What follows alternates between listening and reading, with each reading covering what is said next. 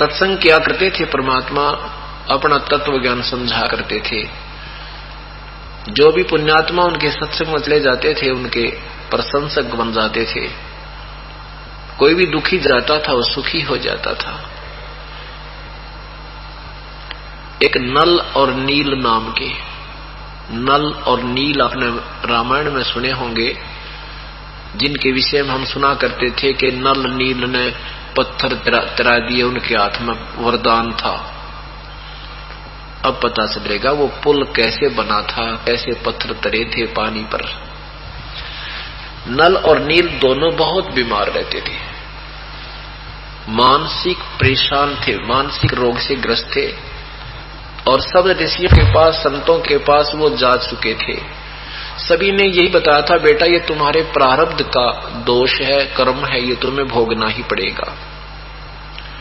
ये तुम्हारे प्रारब्ध में लिखा है, इसका कोई भी समाधान नहीं हो सकता। आप भक्ति करते रहो, आपका आने वाला जीवन बढ़िया हो जाएगा। हे भगवान। और किसी संत के, किसी पंथ की और किसी ऋषि की थ्योरी देख लो, वो यही कहते हैं कि भी कर्म का भोग तब भोगना ही पड़ेगा।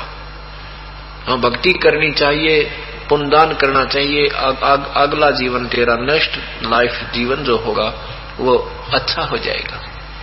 बताओ, या कोई बात हुई?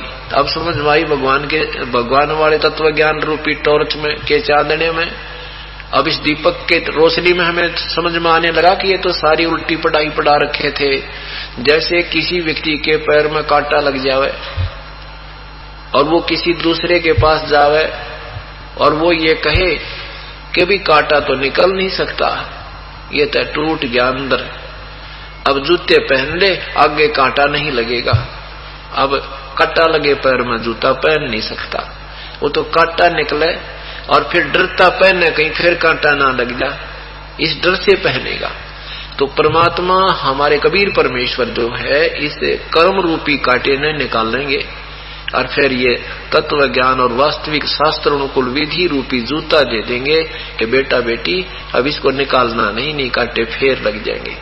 तो फिर हम डरते उस जूते को निकालेंगे नहीं, हम नहीं छोड़ेंगे इस राम नाम को, हमारा ये दुख एक निवारण हो जाएगा और फिर आगे अपने जूते ये पहन कर चलेंगे। इस भक्ति को नहीं त्याग सकते, तो तब हम सुखी होंगे, राहत मिलेगी। और यदि कांटा निकला नहीं का तो आप बिल्कुल नहीं आओगे यहाँ पर कभी। अच्छा को नहीं लगे, पेट में दर्द हो रहा है और कहते हैं पेट का दर्द तो ठीक ही नहीं हो, गोली खा ले पहलवान बन जाएगा। नादान कहेंगे, कोई खाएगा गोलियों को? पहले तो पेट का दर्द ठीक हो, फिर ठीक है कोई टॉनिक देनी है वह भी दे दो, खा लेंगे। और टॉनिक दे दर्द की दवाई नहीं तो उस डॉक्टर के पास कोई ना जावे। और कोई सारे ऐसे मिल रहे फिर कि एक अपना भुगत का मर जावे। ऐसे ही हमारे साथ होता है। हमारे को इन नकली दुकानदारों ने, ये भक्ति की ठेकेदारों ने गांव गांव में, नगर नगर में दुनिया को बहकाए बैठे हैं। तत्वदर्शी संत तक जान नहीं देते, वहीं उनको गुबा फिराकर मार देते हैं, गधे बना देते हैं, भूत बनवा देते हैं। ऐसे हमारे साथ जुल्म होता रहा। तो ऐसे ही नल और नील दोनों के दोनों सब जगह थक कर ये सोच चुके थे कि अब तो भोग के ही मरना पड़ेगा। बहुत परेशान रहते थे, फिर भी जाते रहते थे। ये तो पता होता आत्मा को क्यों है कोई ऐसी शक्ति जो दुख दूर कर सकती है, ये रुकता नहीं। बेशक वो कहते रहते थे कि पाप तो भोगना ही पड़ेगा, लेकिन फिर भी ये आत्मा नहीं मानती कि तो हाथ दिखाने वाले पामिस्ट के पास जाती है, कि तो झाड़ा लुवाने वाले के पास जाते हैं। कभी मंदिर में कोई बता दे वहां चला जाता, उस जल में नहाने से ठीक होता, वहां भी दुनिया जाने लग जाती है। इस आत्मा को ये तो पता है कि कोई शक्ति है जो दुख निवारण करती है, इसलिए उसकी तलाश है। और यही फाइनल हो जाए कि बिल्कुल कर्म तो भोगना ही पड़ेगा, फिर कोई ना भक्ति करे, घराए बैठे रहते। सब कुछ ये कहने वालों की सुनकर भी आत्मा नहीं टिक रही थी, जा रही है इधर उधर कि कोई समाधान शायद मिल जाए। और है ऐसा, कहते मेले ठेल जाइयो, मेले भड़ा मिलाप, पत्थर पानी पूज क्या कोई साधु संत मिल जाते। किनको कहते हैं परमात्मा कि जित तुमने कोई संत नहीं मिला है तब तक तो इन जहाँ भी समागम तीर्थों पे, जहाँ भी क्योंकि संत जन जाते हैं वहां जाते रहना, हिम्मत मत हारना भगवान की तो में। और हो सकता है वो पत्थर पानी पूजता कोई संत मिल जाए, कोई साधु संत मिल जाए, फिर मत जाना वहां पर, फिर संत के अनुसार करना सारी साधना है, फिर नहीं जाना। तो ऐसे ही ये आत्मा भटकती भटकती फिर भी नल नील ने सुना कि एक महापुरुष आए हैं, उनके शरण में जाने से बहुत सुख होता है।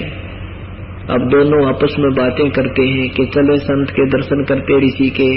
दूसरा कहता है बहुत ऋषियों के दर्शन कर चुके हैं, अपने तो अपना कर्म भोगना ही पड़ेगा, क्या करेंगे वहां जाकर, ऐसे ऐसे महर्षि हमने देख लिए हैं।